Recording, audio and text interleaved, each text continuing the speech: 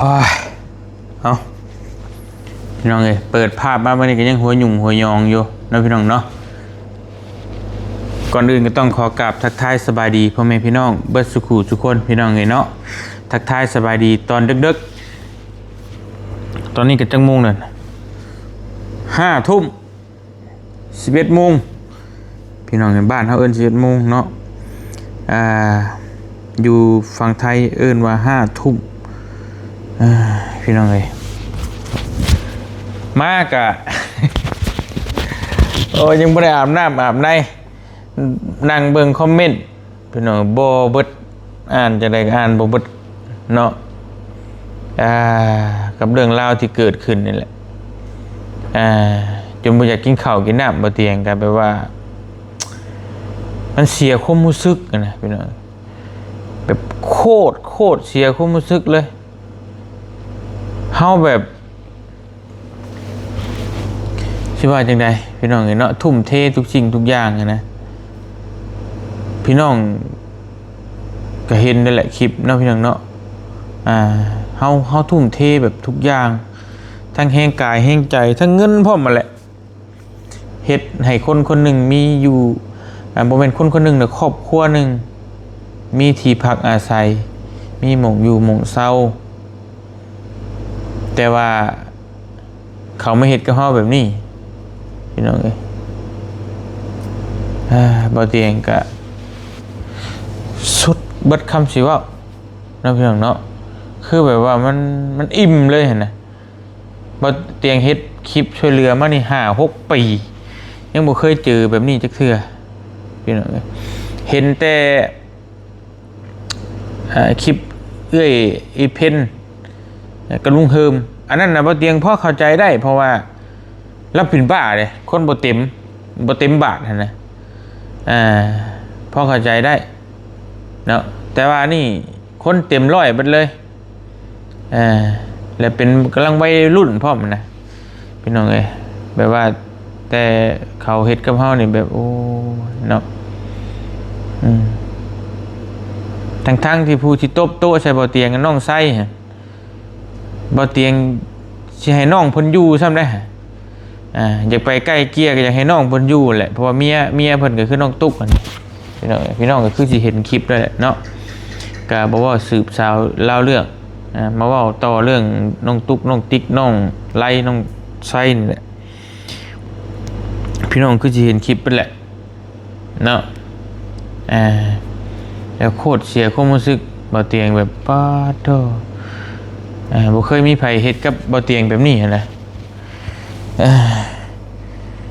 ก็ FC หลายผู้หลายคนก็คอมเมนต์ไลน์พี่น้องเอ้ยส่งมาบอกมาไลน์ว่าเรื่อง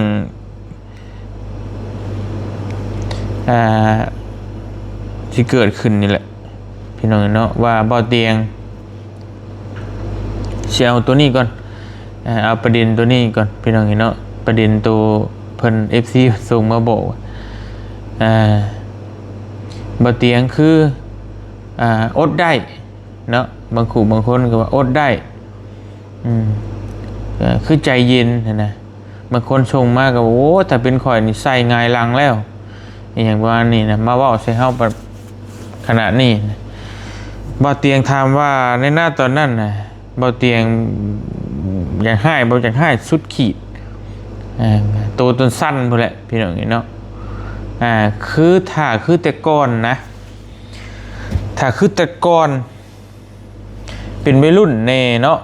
อายุประมาณ20 ปี20 ปลายปีน้อยนี่เรียบร้อยพี่น้องบ่เตียงบอกเลยว่าเจ็บยันสลบคาตีนบ่เตียงอยู่เนาะ แต่ปัจจุบันนี่เฮาก็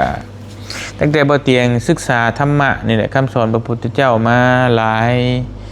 ผ้าลาปีก็เฮ็ดให้เฮาแบบว่ามันก็ยังใจร้อนอยู่ในใจแต่ว่าเฮาก็มองมัน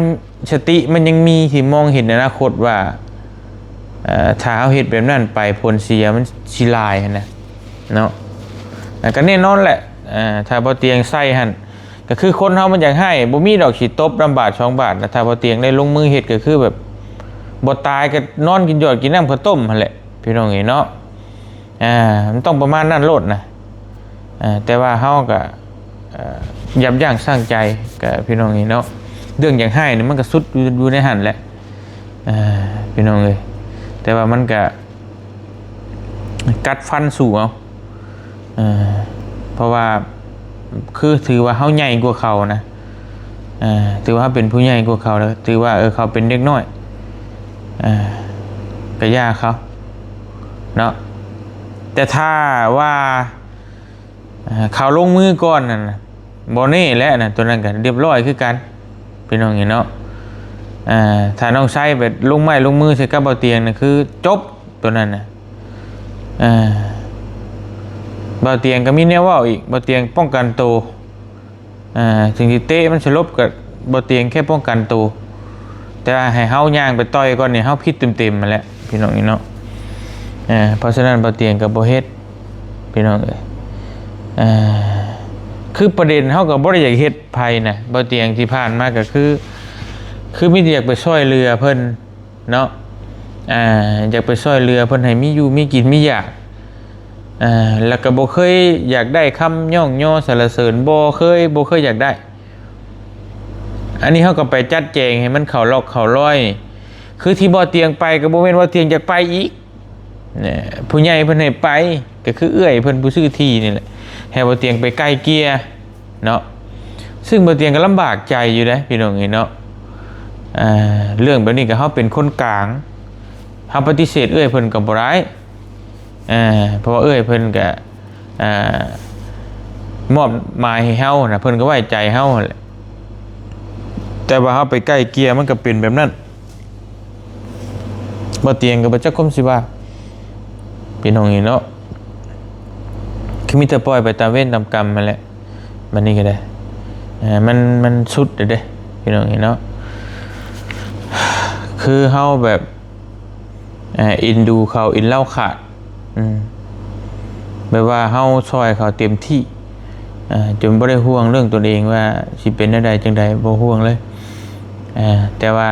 การกระทำที่เขาเฮ็ดกับเฮาเนี่ยมันสุดพี่น้องเอ้ยเนาะสุดนั่นแหละคือบ่เตียงก็เคยไปมาหลายหม่องหลายบ่อนอยู่แต่ว่ามันก็บ่เคยปานนี้นะบ่เตียงก็ซอยมาหลายภาคหลายปีคือเบิดเลยเนาะเอาไปเอามาได้เบิดทั้งตระกูลนั่นแหละทั้งพ่อทั้งแม่อ้ายน้องแม่นเบิดเลยนะพี่น้องเนาะคือบ่อเตียงนี่คือบ่อยากเฮ็ดเพิ่นซื่อๆนะถ้าบ่อเตียงอยากเฮ็ดนี่คือเรียบร้อยเบิด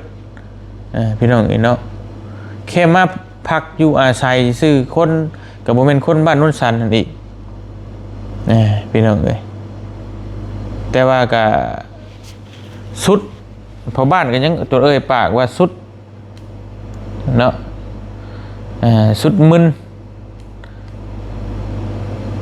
ว่าวนี่บ่ได้ฟังควมเถียงควมแต่ขนาดพอบ้านว่าวก็ยังบ่ฟังพี่น้องเลยมันกลับกันกับตอนอยากได้เราบ่ได้เป็นแบบนี้เลยเนาะตอนอยากได้นี่กราบบ่เตียงซะจนสิกราบตีนบ่ได้ไปพอได้มาแล้วก็เป็นหน้ามือเป็นหลังมือบัดดีบดีสิขาเฮามือโอ้บ่เตียงไงพี่น้องหาก็เห็นเนาะสิแล้วพี่น้องในการซอยเรือคนมันก็บ่แม่นเรื่องง่ายๆนะเนาะเฮาซอยแล้วก็บ่ได้แม่นว่ามันสิแล้วซอยแล้วก็บ่ได้แม่นว่าเฮาสิสบายใจบางเทื่อมันก็บ่ได้เป็นทุกคนดอกเนาะในการซอยคนนี่เฮาเฮ็ดซอยเรือโดยบ่ได้หวังผลตอบแทนหยังเลยเฮาบ่ได้เคยผู้ใหญ่ใช้ให้ไปบ่ได้ขอเงินนำผู้ใหญ่จักบาทนี่บ่เตียงเที่ยวไปเที่ยวมานี่ไปไกลเกลี่ยให้เงินเติมน้ำมันมีแต่เงินบ่เตียงเองเบิดคือได้เงินจากโฆษณา YouTube เด็กๆน้อยๆเชื่อได้เทื่อบ่แต่เฮาก็อยากเฮ็ดด้วยใจเด้จ้ะพี่น้องแต่ว่าผลตอบรับมันก็สุดจะบรรยาย คือกันกับพี่กันจอมพลังอยู่นี่เนี่ยขอซื้อขอญาตเนาะอยู่ทางฝั่งไทยนี่นะตอนนี้เล่ากับสุดแต่ว่าบ่เตียงเบิ่งเขาเป็นคนดีแล้วก็ทุ่มเทมันรู้สึกว่ามันเข้ากันกับบ่เตียงมันแบบเดียวกันกับบ่เตียงนะทุ่มเทสุดๆภัยชีว่าจังใดก็ยากแหละแต่ว่าบ่เตียงสัมผัสได้ว่าคนแบบนี้ก็คือใจเพิ่นแน่นอนอยากซอยคนลีนรอพี่น้องแต่ว่าสิ่งที่เราได้รับก็โดนล่าโดนเอียงสารพัดเนาะมาเตียงก็เลยแบบโอ้มาเจอนี่ก็ท่ออยู่ได้พี่น้อง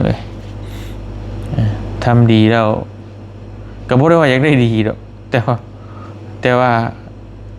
คือทำดีแล้วเป็นอย่างต้องเขาเฮ็ดให้เขาดีทุกอย่างนะคือเป็นอย่างตรงนี้เราคุ้นเฮานะพี่น้องเนาะแต่ทั้งที่เฮาก็บ่ได้เคยไปอยากได้หยังกับเขาแค่ใกล้เกลี่ยกันให้เข้าใจอยากให้อยู่ร่วมกันพี่น้องแล้วบัดนี้ผู้ที่บ่เตียงใกล้เกลี่ยให้นั่นเป็นผู้ตบโต๊ะใส่บ่เตียงอีกซับทั้งที่บ่เตียงใกล้เกลี่ยให้เจ้าของหันสิได้อยู่หันจักแบบใดบ่เตียงก็บ่เข้าใจเนาะบ่เตียงบ่ไปก็บ่ได้ผู้ใหญ่ก็เพิ่นสร้างให้มาคือบ่เตียงก็บ่ได้เคยอยากไปใกล้เขตนั่นอยู่แล้วนะพี่น้องเนาะแต่บัดนี้เฮ็ดได้ไรซะผู้เพิ่นชื่อดินแม่ผู้เพิ่นเฮ็ดเฮือนให้เพิ่นก็ว่าจะให้น้องตุ๊กน่ะขึ้นมาอยู่เฮือนบ่เตียงก็ต้องไปไกลเกลี่ยให้ถ้าบ่เตียงบ่ไปไผสิไปเพิ่นก็อยู่ต่างประเทศพุ่นพี่น้องเนาะถึงมันเฮาฮู้อยู่แล้วแหละว่าเขาบ่มักขี้หน้าเฮาเพราะว่าคือเขาก็อยากได้ดินนั่นแหละเนาะเขาก็อยากได้ดินเป็นของเขานั่นแหละแต่ว่ามันก็เป็นไปบ่ได้นะพี่น้องเนาะผู้ใหญ่เพิ่นก็บ่ได้ว่าสิให้ผู้นั้นผู้นี้คือให้อยู่นํกันแล้วมันก็เป็นไปบ่ได้อย่างใหญ่คือตอนนี้น่ะใบตาดินน่ะน้องแต่เอาไปอยู่น้ำน้องแต่จักอยู่ไสตอนนี้บ่เตียงยังบ่ฮู้เลยพี่น้องดีบ่ดีจะเอาไปจำนองจำนำแล้วบ่จักจบข่าวอีก